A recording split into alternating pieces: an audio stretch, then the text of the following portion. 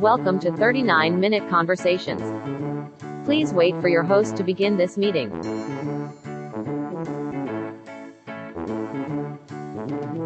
Your meeting is now being recorded. Are you there? Can you hear me? Can you see me? I'm here. Hello. Hi, Brian. Hi, how are you?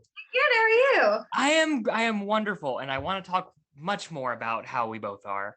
But Yeah. the first thing that I have to do is get through an ad read, and I apologize. This is always the awkward part. Make that money. I got to, This week, a very special 39-Minute Conversations announcement, a partnership with the hilarious, much more popular podcast, How Did This Get Made? Is it an official partnership? No. Are they at all aware of this partnership or even this ad read?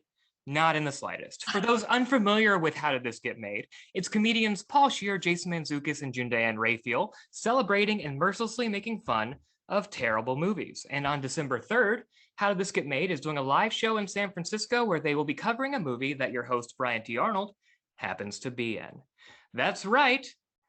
How Did This Get Made is covering the Christmas not quite classic 12 Pups of Christmas, in which I am a background actor. Do I have lines? No, not even one. I'm an extra, but I'm in there. You can see me. I'm all over that thing. So this holiday season, flip on Hulu and watch 12 Pups of Christmas. And then, if you're in San Francisco, check out the live show. If not, tune in for the How Did This Get Made episode when it releases. Thank you, Paul, Jason, and June. I hope you go easy on the extras. And then we pause for just 1 second. And then, welcome to 39-Minute Conversations. I'm your host, Brian T. Arnold. This is a podcast about reconnecting with old friends and making new ones. But I've only got 39 minutes to do it because I will not be paying for Zoom Pro. My guest today is an actress and a singer. You know her from movies like The Walls Are Watching, Countdown, White Elephant, A Christmas Movie Christmas, and Four Rooms. From shows like Dark Web, Hawaii Five-0, The OA, and Shameless. As one of the hosts of the food documentary series Family Style. And you've heard her voice in animated series like Kippo and the Age of the Wonder Beast, SpongeBob SquarePants, The Lion Guard, and as the Mistress of Flames in Transformers, Combiner Wars, and Titans Return. That's right, I'm talking to an actual Transformer today, Lana McKissack. Hello. Hi, Brian. Hi, Lana. How are you? I'm doing very well. I'm so excited to see your face. It's been a while. It's been way too long. I am excited to see you as well. And what the first thing that I like to ask people, this has been a very weird, crazy 2-3 years of existential terror and nightmares and loneliness and all those wonderful things. Yeah. How have you been coping, and what have you been doing to, not lose your mind? Well, I think that you and I are a lot more similar than you think, because I see the things you post on Twitter about, hello, we're still in a pandemic, and why is no one else realizing this? Yeah. I, like you, have been very locked down for the most part. I'd say until very, very recently. I still have not had COVID. Oh my God, yes, knock on everything. I in the beginning it was because I was scared about, like I should be dying or infecting someone else or that kind of thing. Then after, getting vaccinated and it seeming like it was okay for a hot sec, and then like I remember I took a trip to New York right before Delta hit. And I was like, oh my God, I can eat in restaurants. Like I hadn't done that. We were seeing Broadway shows, still masked and everything, but it felt like, pretty safe. Then Delta hit and Omicron hit, and I was like, damn it. At that point, I just became concerned about losing work because I knew several people who had booked jobs, recurring roles on jobs, and then showed up to set, tested positive, and got fired. Yeah. And I was like, well, that's not going to happen to me. Because, we work too hard to lose a job in that way. There are way better ways to lose a job than that. Yeah, like at least throw something or let that diva side out a little bit. Yeah, at least earn it, right? But yeah, so I've been very locked down, and now I've had the bivalent booster, and now I'm kind of in the boat where I'm like, if I have work coming up in the next couple weeks, then I'm like very locked down. Other than that, I've eased up a little. Like I still wear my mask to the grocery store and that kind of thing. But, I did go to a birthday party the other day and there were Oh, 30 people there. yeah. He was inside and I was like, okay, I guess I'm doing this. But I've also like, that was a week ago, I guess. And I've been testing myself every day just because I'm like, my family Yeah. lives in LA, so I'm going to see them for Thanksgiving. And I'm like, oh, that would be really shitty if I had to cancel on that because of this. Anyway. I didn't know we were that similar about this. It's really nice to hear because I mostly feel like the crazy one because I do wear a mask. I mean, I am. I don't go out very much at all. Like I don't know. A party with 30 people I probably would not have been able to make myself go to, but it's very cool you did. I wear a mask to the grocery store when I go and don't Instacart. I'm starting to do a little bit more. I'm trying to like date safely and I'm going to a wedding like Gilbert's, right? yeah, I'm going to Gilbert's wedding. Are you going? No, I listened to your episode with Gilbert and I was like, oh my God, you're going to Hawaii. I am. I'm going to Hawaii. Yeah, I'm very excited, very scared. But it's something to do. And, it's something people are telling me I need to get out more and I'm trying to listen to them. It's just hard. And that's the place to do it though. I actually just came back from Hawaii a week ago and Nice. it's gorgeous and like, you're going to be outside most of the time, I would imagine, since it's Hawaii. It would be a waste not to. And they seem to have it pretty well managed over there. So that's a good place to have your coming out party, if you will. Yeah, and I've never been to Hawaii, so I'm excited. I'm excited I haven't traveled that much. I spent, most of my life in West Virginia. My family aren't big travelers. Our big trip every year was to Myrtle Beach, South Carolina, which is where my parents live now. Yeah, your dad's a realtor. I know all about it. He sounds like a great one. And if I ever need his services, I know who to call. Oh my God, you would. I don't know if you'd love Myrtle Beach. I wanted to say you would, but I don't know if that's true. Great. It's fine. The beach, I love it. The beach is great. Yeah, I've lost my train of thought, but yeah, I'm going to Hawaii. It's going to be fun. Very scared, but yeah, I haven't traveled much. That's what I was getting at. I was supposed to go to France. Like in 2019, I told myself like, oh, I'm going to start traveling. Finally, I'm going to like see the world a bit. And I booked a ticket to Paris that would have left March 2020. So it's my resolution died very quickly. Brutal. Yeah, that's the worst timing. It was the worst timing. This all might be my fault. If I hadn't tried to venture out and, Well, it's like they say if you want to book a job, book a vacation. But for you, it was like, if you want a pandemic, book a vacation. I think that's true. Lana, this is going to be kind of a long-winded question, and I apologize because I'm going to talk way too long here, but I am curious about your thoughts about it. When I was prepping for this episode, I was thinking a lot about, our friendship and how we met. We both worked on CBS Diversity Comedy Showcase 2016, 2017. You were a performer. I was a lowly writer. And it was a pretty intense process putting that show up. It was, months in a studio basement, 20, 30 sketches a day. And it was this crazy bonding experience, I think, where a lot of us got really close. Like kind of like we were in the trenches together, And when that kind of thing ends, it's this really weird feeling because all these really close friendships just kind of like fade a little bit. And it's not anybody's fault. It's just, you don't see each other every day anymore.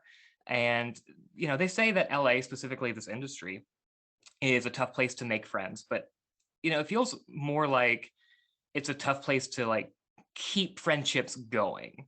That, friendships feel more project based, like, these short bursts of intense friendships that then it then becomes an effort to stay in each other's lives. You have been in this industry most of your life. Is that something that you feel or have experienced, or am I just uniquely bad at keeping up with people?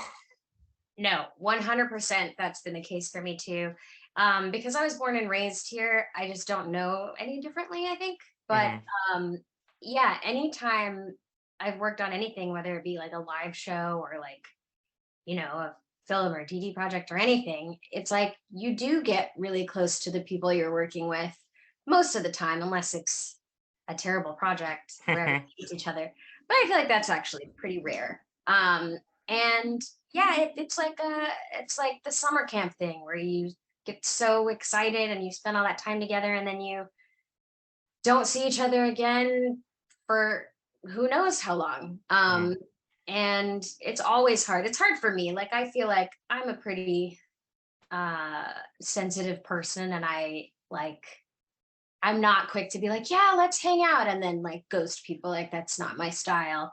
But of course, like, yeah, people, like you said, fall out of touch, and it's hard when you feel maybe like you've connected with someone in particular and you're like, oh, we're gonna be friends forever. And then fast forward a couple of years and you're like, how is that person? What are they doing? Like, yeah, it just happens over and over. I think I think you're 100% right about that feeling. And that feeling like has messed with me, like, as an adult person. You started this industry as a child actor. How did you feel that as a kid? Was it like a weird to, like, as a child, to form these intense bonds and then watch them kind of go away?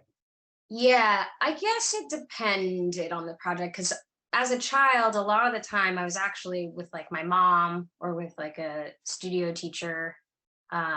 Less time, just like, it wasn't like now where after, we did showcase rehearsals, we would go out to the bar and get a drink every day. Yeah. This is like, I'd be at work, I'd be on set or doing my homework, and then I'd go back home, as a child. So that was like, a little bit different. But yeah, absolutely. I think your feelings are more intense as a kid too. So on the very special projects where it did feel like we all love each other so much and we're gonna marry each other if we're still single at age 20. And then yeah, you realize, oh, well, as soon as the school year starts or whatever the next project is, you kind of lose touch. Like, yeah, it's kind of heartbreaking every time. I'm not sure you ever get over that. Do you, like, being a child actor, you mentioned like school, was it weird for you being in school with, like, people had seen you and stuff, people like knew you were an actress? Like, I know you're in LA, so maybe there's a lot of actors that you're maybe seeing in school, but was that kind of, how was that? Because, like, I feel like when you're a kid, like, things that make you stand out maybe can be, things people pick on. Did that happen to you, or is it like, no, this is pretty accepted?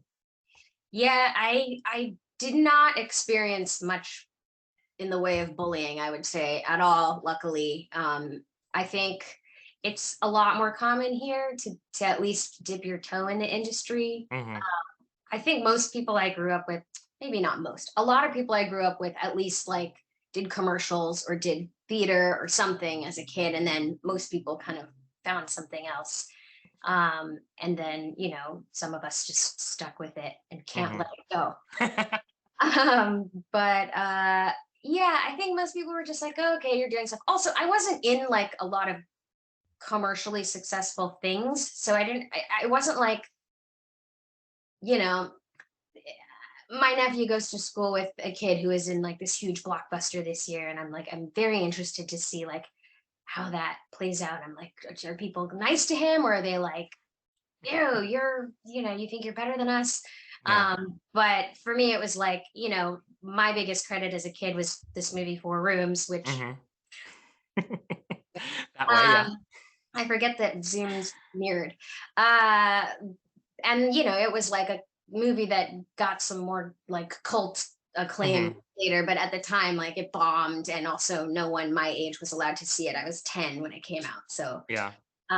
yeah, so it wasn't like I was famous and people were like, oh, look at her, she thinks she's hot shit, at all.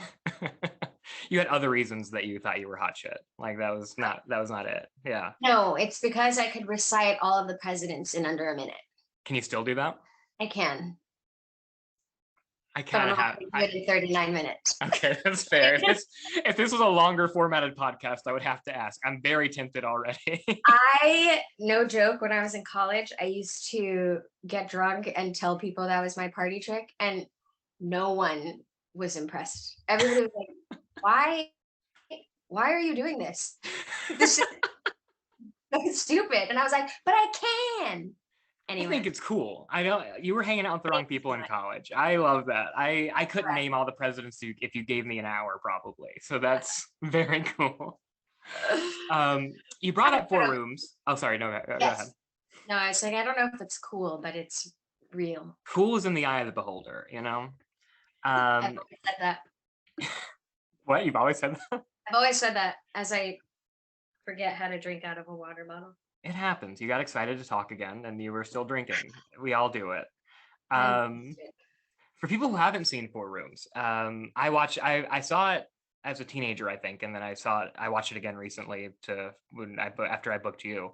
For people who haven't seen it, it's this very interestingly structured movie, basically 4 short films, 4 different writer-directors, and all feature Tim Roth as sort of as this manic cartoonish bellhop as sort of the connecting tissue between all of those short films. And your short section, the Misbehaviors, was directed by indie film icon Robert Rodriguez, and also featured Antonio Banderas and Tamlyn Tomita. And you were pretty much the lead of the segment. It felt like you were driving everything, and you said you were like 10. What was it like working on something that, I mean, it didn't do well at the time, you said, but it has become iconic. It has become a bit of a cult classic. What was it like working on something with such talented movie star people so early in your life? I think I was too young to understand what was happening, but it was amazing. It was the most fun shoot. Like, everybody was so kind, and I think, very protective of me because I was so young. And Danny, who played my little brother, like the two of us, it was like we just had the best time. It was so fun. I think we shot for like 2 or 3 weeks, and yeah, like, at the time, Antonio Banderas was not hugely famous here yet. He was in Spain, right? He had done Desperado, I think, but this was like pre Mask of Zorro, or El Mariachi. He'd done El Mariachi. Yeah, he'd done El Mariachi, but maybe not Desperado yet. Yeah, I don't think Desperado had not come out yet, because actually, I don't know if you know this, but the stripper on TV that the kids are watching? I did see who that was. Yeah, that was Selma. That was Selma Hayek. Selma Hayek. Yeah. So she wasn't famous yet either, obviously. She just did that as a favor to him because I think they'd already shot, but hadn't come out. Gotcha. But so Antonio was always like sitting by himself at lunch, just eating. And like, I remember my mom at one point being like, we should go sit with him and talk to him. He's alone. And I was like, okay. But like, but he was the sweetest person. And Tamlyn as well. I saw her recently, actually the last time I saw you. Yeah. She was there? I didn't know. I didn't know she was there. Yeah, she did one of the readings, one of the scripts. Man, I didn't realize. I didn't connect the two things in my brain. Yeah. I was so focused on our reading that I didn't pay that much attention to of course. You were.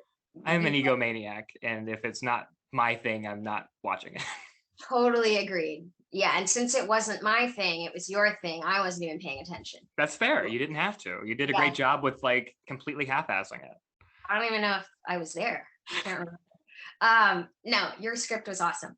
But that was the last time I saw her, but I hadn't seen her in, probably since we shot the movie. Wow. Did she recognize you or I mean, I was like, hi, Tamlyn, it's Lana. I played your daughter. She was like, Lana. So that was fun. And then Robert, like, I haven't talked to him in a couple years, but like we've kept in touch, and he, when he was in LA, would invite me to meet up with him for, coffee and just talk about what's going on. And he invited me to the premiere of one of the Machetes. I forget which one it was, but like I hadn't seen him in a long time too, but he was, still very protective of me and very sweet. And I have nothing but fond memories of like that entire experience. I mean, if I had known who the caliber of people I was working with, sure. I mean, Tim Roth too, like he's phenomenal and everything, but I just knew him as like this guy who did this crazy character and was like chain smoking between takes. Like that's all I knew of him at the time. And now I'm like, oh my God, I got to do scenes with this incredible actor. Yeah. All of them were so iconic. Yeah, it was honestly like, it was such a great movie. And like I said, I just rewatched it, and it's the first time I've seen it since I've known you as a human. First of all, you're very good in it. You're like a natural performer, like right out of the gate.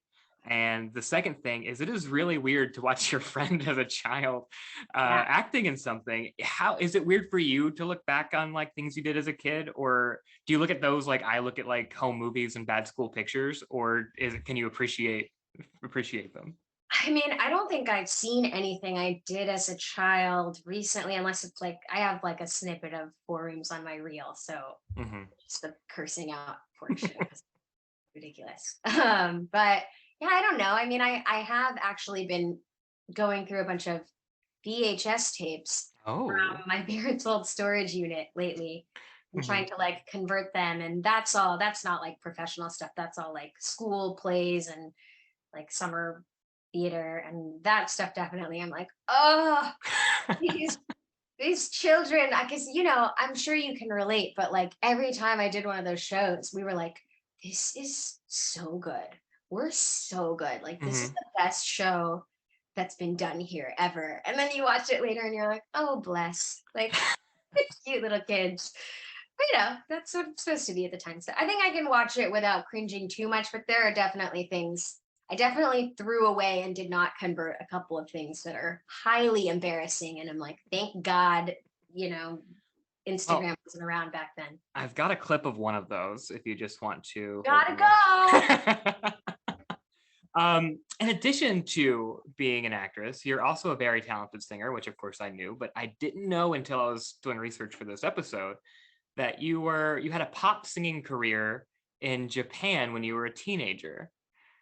How was that? How was that like? How did that happen, first of all, and then what was that like?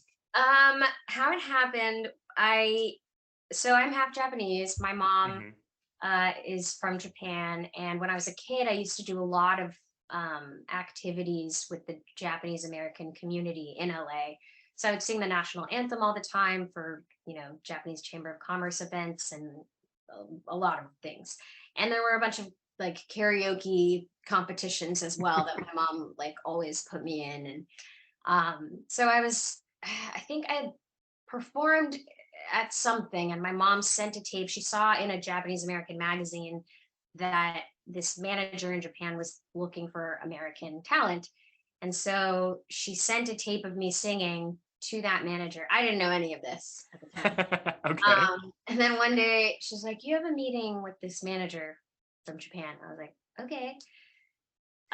So I met with him, and then I ended up signing with that company, and then they took me to Japan, and they were basically like shopping me around to different record labels, and they started with Sony, and they're like, we're gonna go down from there, and if they say no, we'll go to this one, this one, this one. Sony ended up signing me, and I was 15. Mm-hmm. And it was a whirlwind. I'm very grateful for the experience. It was one of the worst experiences of my life, just Oh, I'm because sorry I brought it up. no. Like I'm not like traumatized from it or anything. It's just that it was because I was so young, and I was also still full-time in high school. So I flew back and forth. I think it was like 17 times in Oh, two wow. years of high school.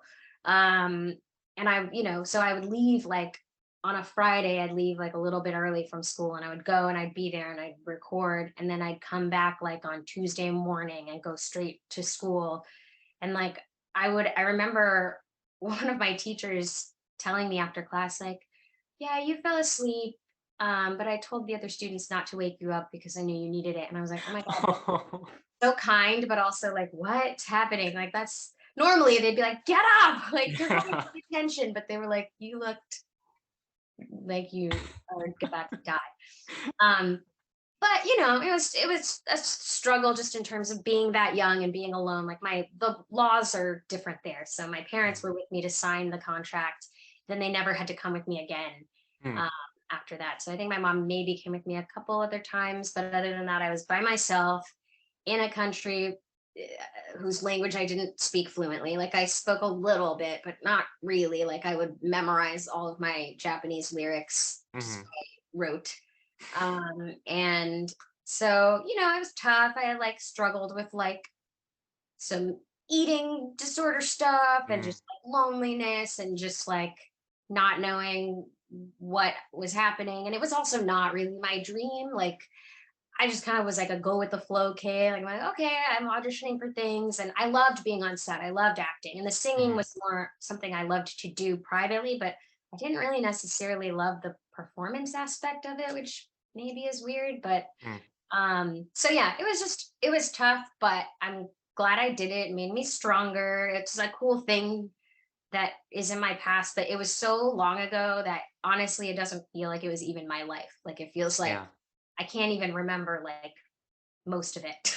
I don't know if I blocked it out or what, but yeah, that's a very long story to the question. No, it was a great story. It's very interesting. I've heard none of this. I'm sorry that it was so tough. I didn't realize that. I But mean, look, people have suffered through a lot worse. It was just a hard age to do anything, I think. yeah, that's very true. And that is something that I think is interesting about maybe being a child actor and a child and then teenage pop star. It's just that it's such a weird age for everybody. And to do that in the public eye, to be like, having your awkward years or your, in front of other people has to be like just make them 10 times harder. Yeah, so that's one of the tapes that I mentioned that I threw away. I was on Japanese TV doing this interview, and I had the craziest haircut. I had braces, I had green contacts, I was quite chubby, and I was like talking about how I wanted to be the next Mariah Carey. And I watched it and I just was like, I just want to hug this little girl. I just want to tell her to be Oh, okay, because what I know is that then like that whole time, like those were definitely my awkward years.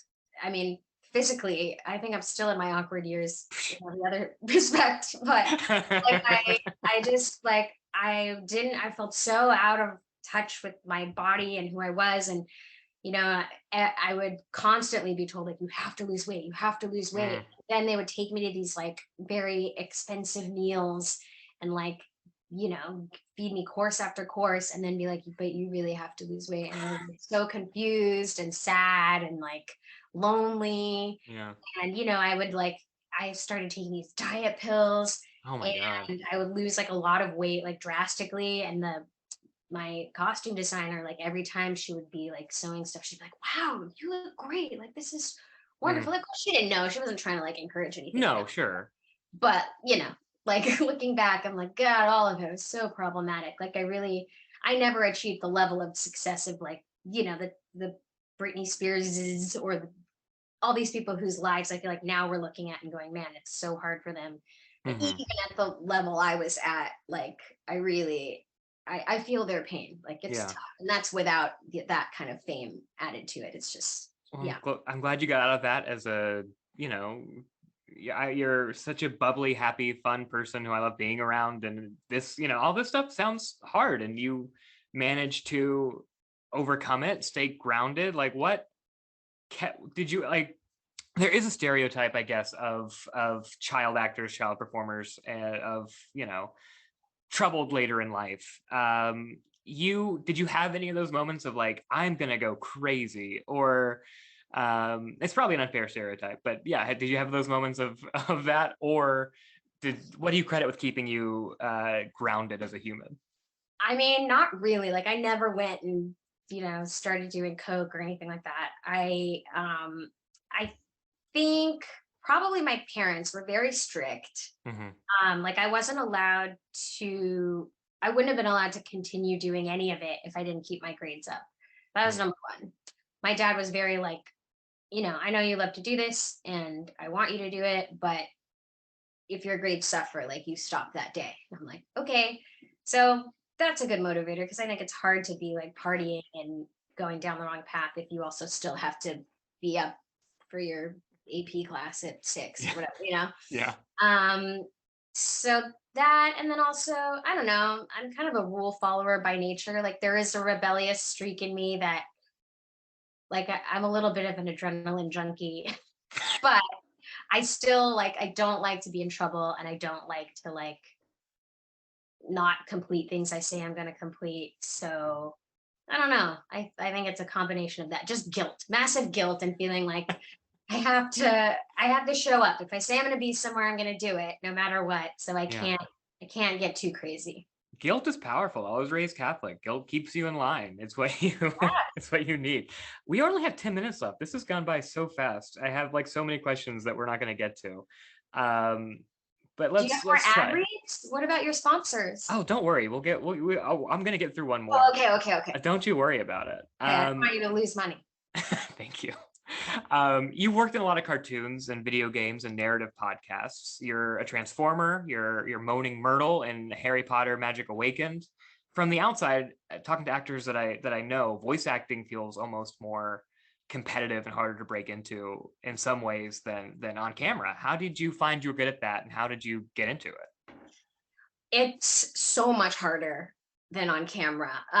Yeah, I think it's because, if you're on camera, you're really only able to do one project at a time. But if you're a voice actor, you could have 5 or 6 sessions in a day. I mean, that's probably unrealistic unless you're, one of the top. Tress McNeil or somebody. Yeah, but you could, time-wise, it's possible. Sure. So yeah, it's like, and a lot of people work with the same people, understandably, because those sessions are fast. Like my last Harry Potter session was like 6 minutes.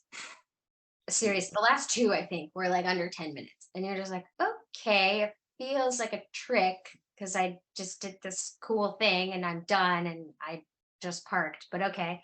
So how I got into it was my commercial agent at the time had just opened up their voiceover department, or they got a new voiceover agent.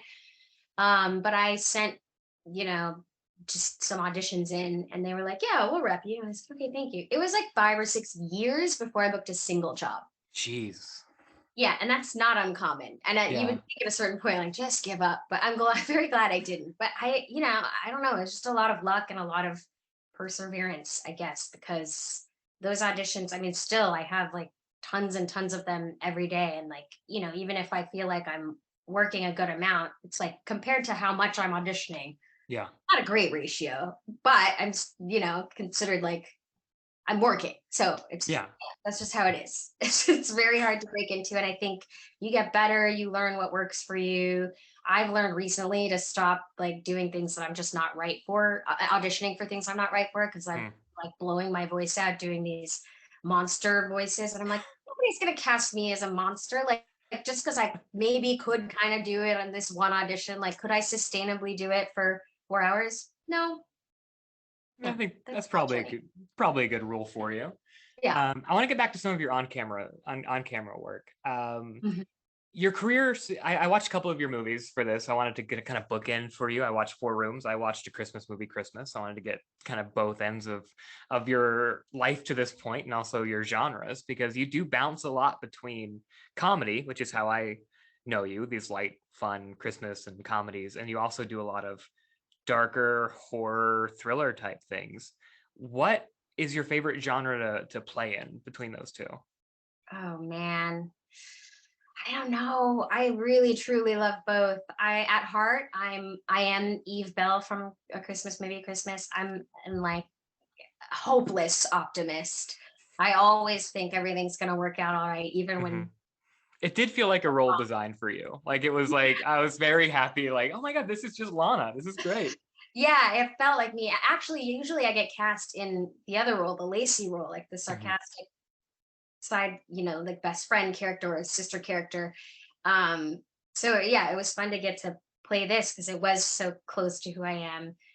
And there was a reference to, I think it's called The 12 Cats of Christmas. I caught that. That's an homage to your movie. So there we go. That was weird. That was weird. Yes. But that whole movie was written with love, even though it makes fun of all those movies. It still is one of those movies. Yeah. Which I liked. But yeah, I don't know. I also I have been doing a lot of like horror thriller type stuff. And that's just so fun too, because that's what I like to watch. Actually, I don't think I'm alone in this, but I don't watch a lot of comedies. I watch a lot of horror, thriller, anything that gets my heart rate up. That's what I enjoy in my free time. I think a lot of comedians feel that way. Like I think at a certain point, it's just like, I see the jokes coming, or like I surround myself with comedy all the time that like, I just want to get away from it. And yeah. Yeah, I guess that's, yeah, I mean, my perfect scenario is watching like a Jason Statham movie while I'm just like laying on the couch and not thinking about anything else. I just love those like ass kicking things exploding. Like that's my ideal thing to watch. I've never been in a movie like that. That would be fun. Not yet. Not yet. Not yet. Is there, so that's, if that was is that the genre or role that you most want to play, is like an ass kicker or in an ass kicking movie? I mean, maybe just because I have never done it. I feel like it would just be fun to try it. I mean, my dream is to be in like some kind of adventure movie where there's just a lot of stunts and like, God, I like I said, I'm a total adrenaline junkie. I love skydiving and like I would just love to do something thrilling like that. I know, of course, in real life, there's a lot of downtime. There's a lot of uncomfortable harness work. Sure. But I'd be happy to suffer through that if I still got to like be on a jet ski or something. This is where at the beginning of this podcast, it felt like we had a lot in common. And then when you brought up skydiving and jet skiing, I realized a little less. Well, I've never done jet skiing, but I want to. I have that. It does look fun, but I will happily watch my friends do it from a window. Sure. We have about a little less than 4 minutes left. So at this time, I want to give you the opportunity to promote anything that you want to promote, plug your social medias, anything along those lines. Well, the two projects I've been working on for the last couple of years are voiceover projects that I can't say anything about. So I have nothing to promote of new things, but a Christmas movie, Christmas, is out again on Christmas platforms. I think I watched it on Hulu, so it's out on Hulu for sure. I think it's also on Amazon, and it's probably playing on Up TV and maybe the Hallmark Movie Network. This is very helpful. I have no. Search for it. It's worth it. It's very cute. It's very fun. I really enjoyed it, and Lana's great at it. Thank you for watching it. Of course. I loved making that. It was super fun. And yeah, I've done a couple other Christmas movies that maybe you'll see if you watch a lot of Christmas movies. That's really it for now as far as that goes. And social media, I'm at Lana McKissack on all social media platforms. Oh, fancy. You got the branding down. Yeah. So with our remaining time, about 2.5 minutes, I want to get to know you on an even deeper level. But first, I do have one more ad read to get through. 39-Minute Conversations is not officially sponsored by Simply Safe. This is why I'm not going to get ads. 39-Minute Conversations is not officially sponsored by Simply Safe, but let's be honest, shouldn't it be? What better spokesperson for a home security system than a shut-in growing increasingly paranoid by the day? Someone ever vigilant about fires, home invasions, and potentially novel virus-carrying passersby. When someone comes anywhere near my door, I want to know about it. Simply Safe, you already sponsor every other podcast. Why not mine? Visit simplysafe.com and tell them, please give 39-Minute Conversations some money. Lana? Yes. If you weren't an actress and singer, if your life went a different way, what career do you think you'd be doing?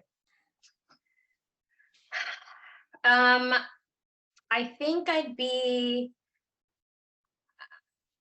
something to do with literature. I love to read, so I don't know if that means I hate writing though, so that's I guess I wouldn't be a writer. But maybe like a novelist. It is writing though. It is. I mean, I don't like writing like scripts and things. God, it makes me so stressed. You're so good at it, so you must like it. You're amazing. Oh my God, this is what I wanted. Yeah. Well, you didn't mention that when we did showcase, you had like the most scripts in our final show. I mean, I don't think I had the most. I think I had 2. I mean, they were both co-writes, but I had a couple of sketches in there. Yeah, well, you always had sketches you banked a lot of sketches. That's true. It was fun. It was a lot of fun. You kicked out. Well, thank you. What would you be? What would I be? I majored in broadcast journalism. I worked in news briefly. I'd probably still be doing that. Mm-hmm. I was a morning producer. I was a morning producer for an NBC affiliate in Bluefield, West Virginia. That's so cool. Is it? I had no idea. It is. It is. Okay. Actually, I was listening to a podcast about journalism today. Oh, wow. All these weird connections we have. Flightless Bird. I don't know if you listened to it, but they were talking about. Your meeting has ended. Goodbye. Thank you for listening to 39-Minute Conversations, hosted and produced by Brian T. Arnold. Music by Kevin MacLeod, licensed under Creative Commons by Attribution 4.0 license. If you like what you heard, please subscribe and tune in for new episodes, and don't forget to rate and review. If you didn't like what you heard, please don't do any of that. That's okay too. Thank you, and we'll see you next time. Stay safe and be well.